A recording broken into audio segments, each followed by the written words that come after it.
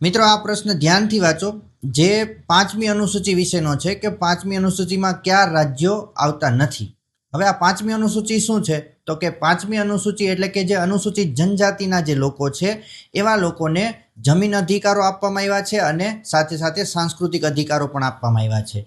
આ જે રાજ્ય છે જેમાં રાજ્યપાલને સંપૂર્ણ સત્તા હોય છે એના માટે કાયદાઓ બનાવવાની અને વિધાનસભા અથવા તો સંસદ દ્વારા જે કાયદો બનાવે છે તો એના માટેના નિર્ણય લેવાની તમામ સત્તા કોની પાસે હોય છે? રાજ્યપાલ પાસે હોય છે।